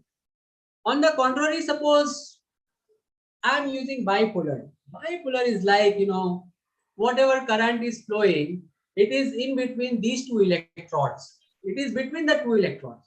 So patient is not the part of circuit now. So there is no electricity which is flowing through the patient's body. Therefore, we do not need any, patient plate. So whatever is happening, it is happening between them, these two, male, female, male, female, male, female. So it is just like, we can say that this is just like happy married couple. Okay, it is happy married. Whatever is happening, it is between two. Whenever this goes, this also goes. This goes, this also goes. So whatever is happening, it is between the two, and the surrounding is not affected. Okay, so this is how bipolar works. So energy is passed through the active electrode, and this passes through the passive electrode in between the tissue. Okay, and between these two jaws, the heat is generated, and that is responsible for your coagulation or cutting effect. Why cutting? I am saying over here, as I told you, actually bipolar is not meant for cutting. But nowadays there are, some instrument in the market which they say that it's a bipolar, and they are cutting. So this is one of the property that if the frequency is more than 1 megahertz, bipolar cuts. So this is the thing which has to be remembered. So in normal generator, the same vessel sealer will not work. It will just coagulate, just like any other bipolar. But if the frequency is high and you are using that high frequency in between the jaw of the bipolar, it will give the cutting effect. Okay, so this is how bipolar cuts at the frequency which is above the 1 megahertz. So I hope this is clear. The current run between the two electrodes. Okay, OT table insulation is not required. Patient plate is not required. Cannot be used for. The only thing is that it cannot be used in the fluid environment. That is the only drawback. But nowadays, there is an advancement where the bipolar can also use in a liquid environment also. Like we use, some sort of your resectoscope and all, where there are bipolar now. They cut also along with the coagulation. The good point of bipolar is that the heat generation is more, so it can seal up to 7 millimeter size of the vessel, and there is no risk of remote injury, because here the current is not like, it is not freely flowing. So current is just between, it is very much regulated in a precise way. It flows between the two electrodes, and there is no risk of remote injury. But the only thing is, suppose husband and wife, they are always together. What will happen? Sometimes, there are fighting between these two. This always happens in between the husband and wife. That is collateral thermal damage. So that is the only problem with the husband and wife. Okay, so actually they are faithful, they are happily married couple, but the only thing is when they are when they are for longer duration together, most of the time what happens, there is a fighting and the collateral thermal damage happens. Okay, so this is the only thing which is the drawback of the bipolar. But now here the question is that, now you say that, sir, monopolar does not do much of the thermal damage and bipolar does more of the thermal damage. But we are using this since so long and it is not doing, any sort of collateral thermal damage. How it is possible? So this is an incomplete sentence that in bipolar there is a more of collateral thermal damage. The sentence has to be when we compare this with the monopolar. Like suppose if I am applying monopolar for 5 seconds and I'm applying bipolar for the 5 seconds. In the given period of time, the collateral thermal damage is more in the bipolar than monopolar. Am I clear, sir? Yeah, sir. Yeah, clear. Okay. Otherwise, there will be a misconception that people will, either they will stop using the bipolar or they will stop listening me. So this is also a drawback. Okay, so we'll come to the next collateral. What is the collateral thermal damage? I have just tried to explain you this. That suppose there is a candle and you want to, take your metallic instrument in the flame of the candle. What will happen? Initially, only the tip will get, some sort of heated up. But slowly, when you increase the duration, what will happen? This heat through the conduction convection, what will happen? It will spread, and sooner you will feel the heat in your hand also. Though you are aware, you are not in direct contact with this flame, but still you will feel that heat. So this is called as a thermal spread of the current. Okay, so what is the disadvantage of this? Most of the time, suppose if you are doing, suppose you want to do some sort of salpingostomy, and or suppose if you are doing some surgery where the vessel is nearby, and you are applying the current here, and you are applying for the longer duration, what will happen? The thermal damage will be there to the ovarian also, ovarian supply also, and the ovary will be hampered because the blood supply will cut down because of this thermal damage. Or sometimes suppose if I'm working near the cystic duct, and my heat goes to the common bile duct, then again there will be bladder or gallbladder CBD coagulation and stenosis, or there can be damage to the bladder. In the same way, current may jump, or heat may travel to the longer duration, longer distance, and give rise to unwanted effect. Or there can be a bowel perforation when we are using the same thing for the longer duration. You have seen these. These are in day-to-day life. Suppose if you are working in a nearer place, which is a nearer tissue, which is very much vulnerable to the heat, and you are applying for the longer duration, what will happen? This thermal damage happens to even these vulnerable tissues also. So this is very commonly seen. So we have to avoid this. How we can avoid this? As I told you, whenever you are pressing the pedal, it has to be for a very precise duration, and just see the effect of the tissue through your vision, where it is going. You'll recognize where the heat is going, and there will be blanching effect. So or the change in the tissue color. Okay, so thermal damage can be noticed with the help of the how high the temperature of the device is, amount of the time which is applied, the thermal masses of the devices. Like if it is bulky this thing device, the heat will be more. If it is sharp, then the heat produced will be less, and the thermal conductivity of the tissue. Now at this point, I would like to ask, how will you prevent the collateral thermal damage? Shindar sir, can you answer this question? This is very simple question. You can answer, sir. If you want to use the bipolar for the desired tissue effect, you can apply for not more than 1 or 2 seconds. Correct. Correct. So if you reduce the duration, yes, sir, you are absolutely right. That means you understand what I'm saying. Most of the time, yes. I feel like I'm just talking and people are getting bored, and nothing is going in the head. So thank you, sir, for giving your feedback, and you're right.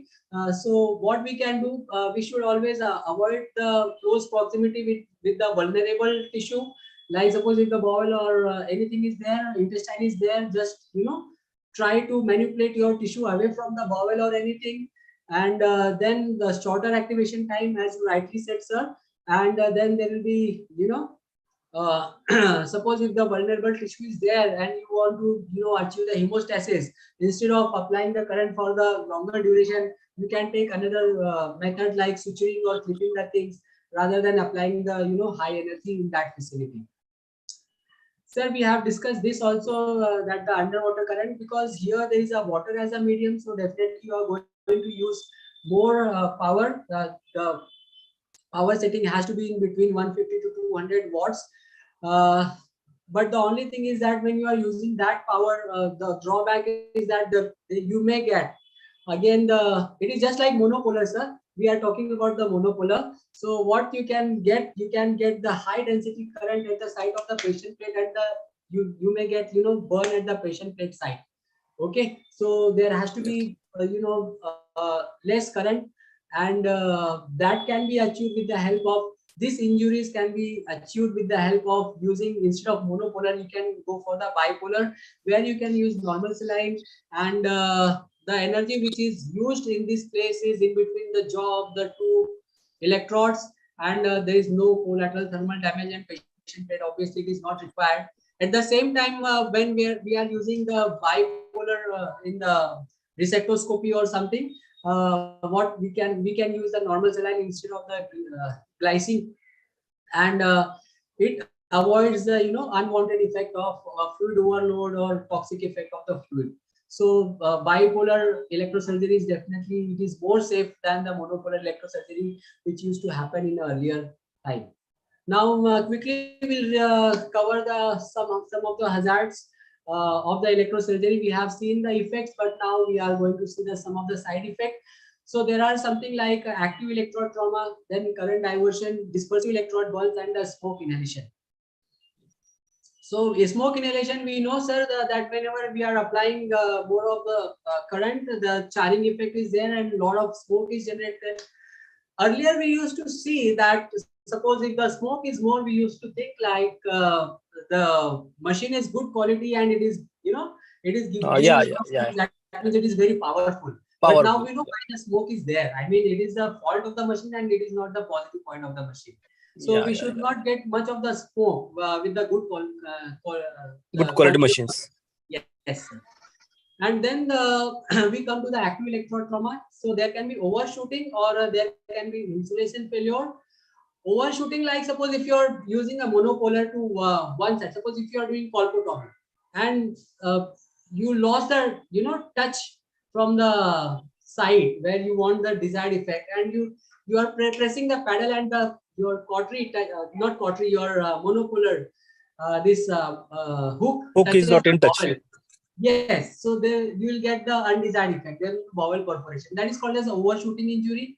So it can go anywhere. At the same time, if there is an insulation failure, you know that all of our instruments are insulated with a non-insulating material. If there is a breakage in these insulating material and you do not recognize, because most of the time you see only the tip of the electrode, and suppose the and the breakage in the insulation is there at the at the site of site where it cannot be visualized every time. So there can happen some of the injury. So that is called as the insulation failure injury. Another is the current diversion. It can be because of the alternate ground side burn.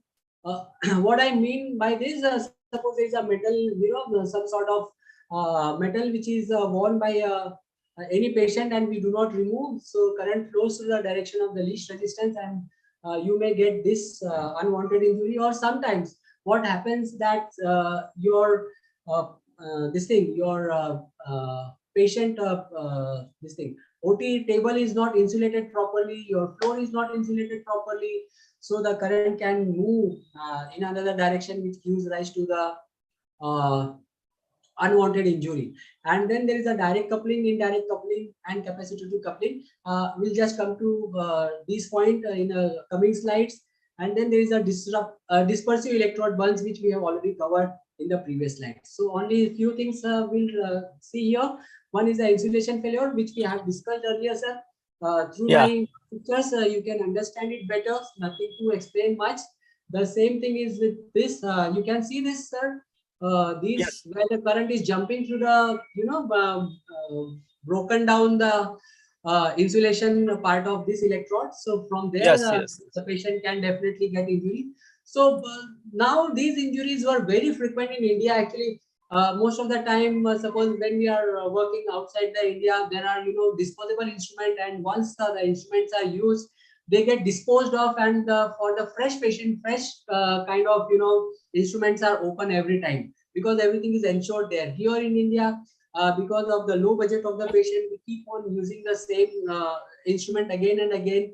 And when we are autoclaving or applying some sort of material to sterilize these electrodes, sometimes there is or sometimes I have seen this practically, that if you do not wash your instrument and you give it to your assistant or any Aya Maushi or something, I have seen that they will scrub this with the scrubber or with the help of the brush, or sometimes brush, metallic scrubber.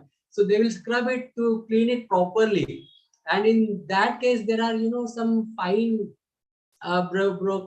breakage of these insulation material, which you may not recognize because it's very fine and may leave you in a troublesome position. So just to avoid this situation, now there is something called as a active electrode monitoring system, which you can see over here. So in between your electrosurgical unit and your electrode, this monitor is there in between, and as soon as you switch on your electrosurgical unit, it just completes the circuit, and it finds that if it finds that there is any blockage in the insulation of the electrode, it will give you alarm. And if there is any capacitive coupling or something, it will give alarm. So by using this, most of the time you can just avoid these kind of unwanted, untoward effect of Undesired this effects. blockage of the electro insulation. Am I clear, sir? Yes, absolutely. Yeah. Okay, sir. These are the So very common mistakes which can be avoided. Yes, so this is the the purpose. The motto of our lecture is that we should use the electrosurgical unit very efficaciously, but very safely also. Safety is also very important. So now we are dealing with the safety part. So this is a patient side plate one which we have already seen, sir.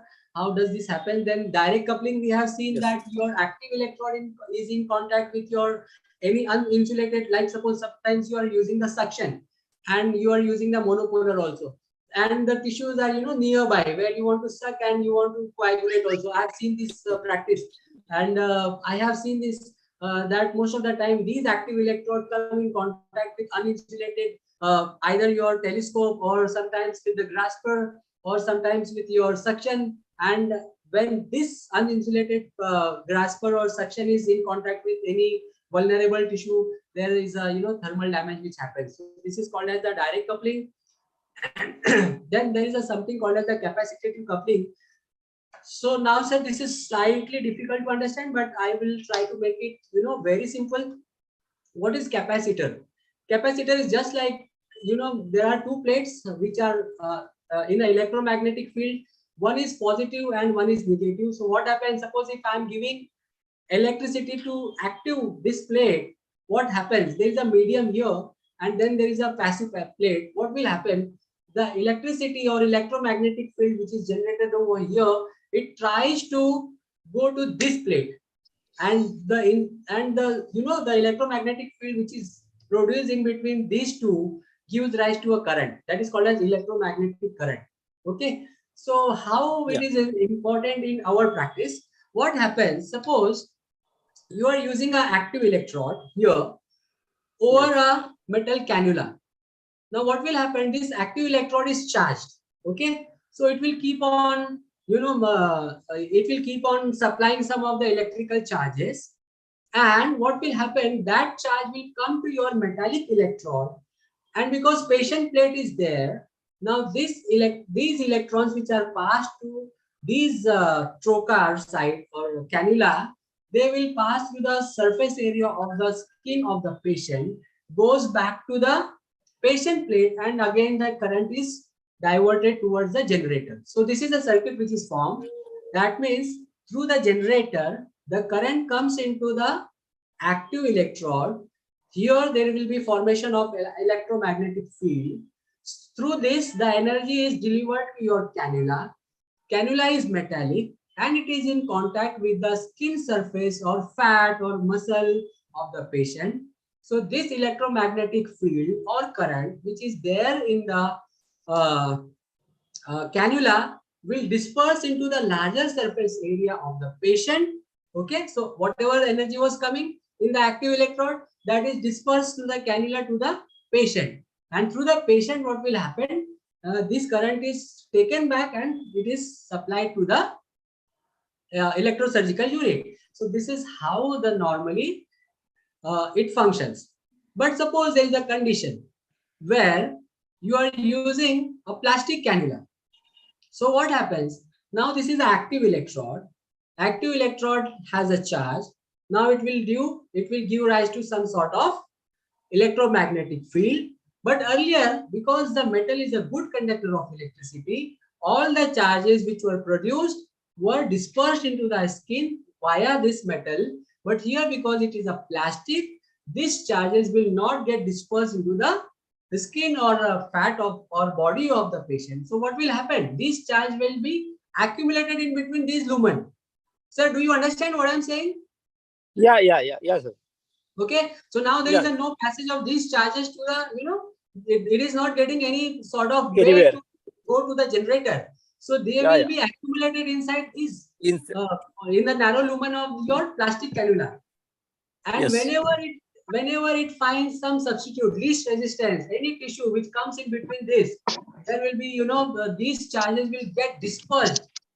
This will get dispersed into that tissue. Okay. and there will be untoward effects. Yes. So this is what I mean to say capacitive coupling. You can see, sir, my diagram. So there is a first conductor, second conductor, okay, and I Yes. hope I have explained it to in a simpler way. Otherwise, if you read Yes. this, you will get confused. Okay, sir. So what is the moral of the Yes, sir. story? Whenever you are using anything, either it has to be pure plastic, that means everything has to be pure plastic, or it has to be pure metal. It should not be hybrid. That means suppose if you are using any plastic cannula and then you are using metallic reducer. Again, this is a bad combination. Okay. Yes. So this is how this capacitive coupling happens, and there is an untoward burn injury or other remote injury which happens. Patient Yes, side one, sir, I have already explained. So what is the moral of the story? Why we are discussing this, and what is the take-home message? So anything, whatever we are using, the motto is to prevent the thermal damage. How it can be prevented by examining carefully the insulation of your laparoscopic instrument. Okay, by use of the low voltage current. The current has to be intermittent. It has to be less than 3 seconds, and should not supply more current into the interrupted circuit, and do not activate the electrode close to other instrument which we have seen just now. Use of the bipolar coagulation whenever it is possible, and bipolar current, and then do not hybrid, cannula and reducer, or your electrode and reducer. It has to be either pure metallic or it has to be pure, plastic material. And always use the most modern technology. As I have explained you, there is a REM technology which detects any default in the patient plate contact, which will prevent the patient site, plate site burn. Or if there is there is something called as active electrode monitoring system, which is used to detect any capacitive coupling or direct coupling or insulation failure, which may lead to the untoward effect.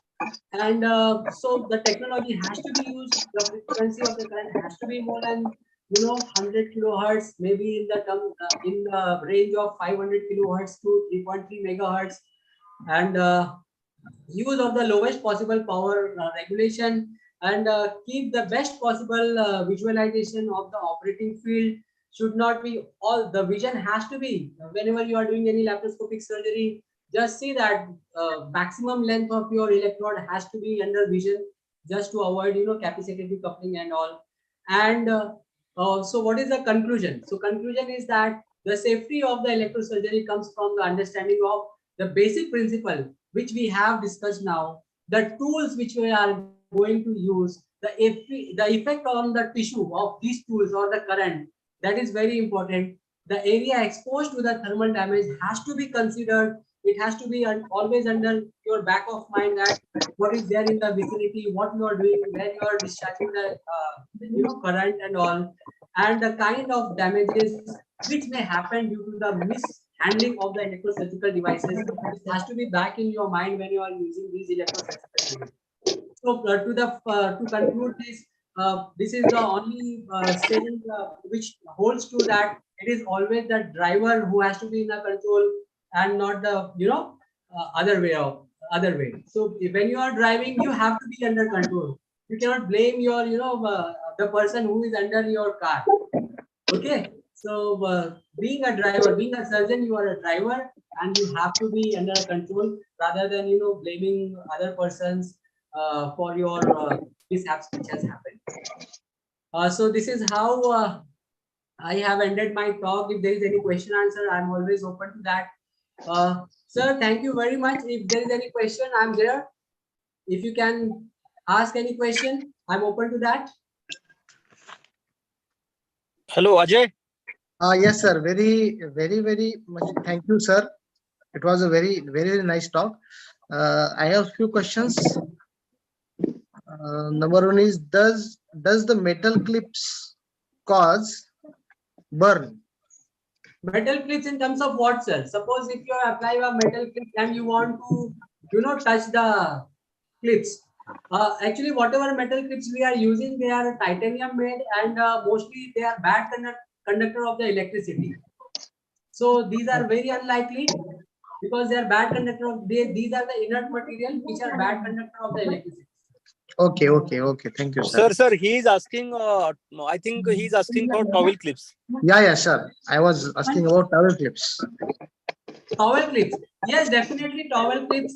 Yes, this may happen, and I have seen this kind of injury. So that's why whenever you are applying the towel clips, it should not be in contact with the patient. It has, there is a covering of the our towel sheets. Okay, Yeah. so that there is some kind of insulation which is there, and also one thing one should remember. We have seen this, that whenever we are touching any kind of naked wire, we get the electrocution. But when some sort of any bird is sitting on a high voltage electricity wire and they are not getting current, why? Because they are not getting any earthings. As soon as there is no earthing, there is no completion of the circuit, electrocution will not happen. But as soon as they get earthing, there is a passage through which the current can flow through, definitely a burn can happen. I hope I'm clear. Thank you very much, sir. Sir, can you use cautery on skin also, skin incisions? Yes, definitely. See, whenever you are using, suppose cutting current, whenever you are using cutting current, it has very less thermal damage. So whenever using pure cut, you can definitely use it for cutting of the skin. I use it very frequently. Instead of the blade, most of the time, I use for pouring or for, giving any incision, I may use, a pure cut current for skin also. And there is no problem in that. But Okay, you should sir. not use coagulation current. This is very important. This is Pure- what I'm saying. If you are pure using cut current. coagulation current for cutting the skin, definitely a lot of thermal damage will happen and the tissue will not get approximated. Okay? Yeah. Another thing, thank you, sir. What is open circuitry, or sometimes we find glow burn? So how to avoid it? Sorry, sir. Can you come again? What is circuitry, open circuitry, or they sometimes we find glow burn during the surgery. So how to avoid it? Okay, so as I told you, sir, initially when I asked one question and you said, sir, that whenever you want to coagulate, you have to be, before touching the tissue, you will activate the paddle. Okay, sir. So whenever you are trying to coagulate anything, or whenever you are trying to, use this electrosurgery, this has to be in contact with the tissue so that the circuit is closed. It should not be away, because when the current density is more, it will jump anywhere, and then definitely you are going to get the inadvertent effect. Yeah. Okay, sir. Thank you. Yeah. Any other questions, Singh sir? No, sir. Thank you. You have explained quite in a simplified manner. And Sir, today really we had a good session, but I think some of the points, just like hysteroscopy or thermal ablation, endometrial ablation, or the these points are remain. So I think we have to conduct another session of Dr. Vijay Singh, sir. Definitely, sir. Actually, when I was preparing the slide, I knew that this is going to take more than 2 hours. And by the time I finish my talk, most of the people will run away, or they will go into the hibernation. So I just wanted to keep it short and sweet, so that I just can deliver the basic principle and keep the talk shorter and convey the message in a no, but really, sir, you delivered all the things and all the concept very clearly. So there is less. There is no doubt about that, and I think it was one of the great lecture we have. Yeah, sure. Sir, I would like to take, if you allow me, there are something which is is still remaining, like laser is remaining, which is used nowadays in surgical procedures. Your ligastole is remaining, harmonics are remaining. These are the instruments which are used in day-to-day life nowadays. Your bipolar instrument that is also remaining. But since I knew that this is going to be a lengthy lecture, I just wanted to keep it short, and I did not cover this. But if you give me another, you covered the, sir, cover our lecture is about basics of electrosurgery, and that you covered very beautifully. Yes, sir. Yes, sir. Next time we'll keep advanced electrosurgical units, newer surgical units. So that time we'll cover all the remaining part. Definitely, sir. Sure, sir. I'm always ready. I'm very, enthusiastic in delivering the lectures. Sort of, if anyone can get benefited out of my these words, definitely it will be very rewarding for me. Sure, sir. Sure, sir. Sujit Thank sir, you would very you much. like to conclude or I? Yeah, you can conclude. You can conclude now. Yeah. So I am very much thankful today to Dr. Brijesh Singh sir. You have explained all these topics who are actually part of electrophysics, I may say, and almost all the people forget this part during their PG curriculum or day-to-day practice. So I'm very much thankful to Dr. Vijay Singh sir who have explained all these things with simple examples. It was actually a difficult part. So we would like to hear you in future also, as well as we would like to work with you where we would like to see your surgeries. And I'm also thankful to NIMA OBGY Central, Dr. Kamini Diman madam, Dr. Priyanka Nakade madam, Dr. Vishnu Bhavane sir, as well as Dr. Ashutosh Kulkarni sir, and also to the technical team who helped us a lot, Dr. Suhas Yarlikar sir, President NIMA OBGY Maharashtra, and Dr. Utane sir, and also to the participants who patiently were present till the end of the session. And thank you again. Thank you, sir. Thank you very much. And even I would like to thank all these, NIMA members and all the active participants. I'm very happy that NIMA OBGY is at the next level. And whatever I see, the kind of work they are doing, I'm very happy that in our field something is happening at that level. So definitely, I'm looking forward for more such webinars and all. And definitely, if I'm given more opportunity, definitely I can deliver more lectures related to the any kind of surgery. Whatever you like, I have a passion of teaching, so definitely I would like to indulge in these kind of activities. And looking forward for your Shushruti and my best wishes for Shushruti. Sir, you are invited. You are invited for Shushruti sir. Definitely, I'll be there. I'll try my best and I'll be there. I just want to, I want to be part of the Shushruti, and I'm from my heart. I'm there always with NIMA OBGY. Thank you all so much. Yes. Thank you. Thank you, sir. Thank you. Yeah. Bye. Bye-bye.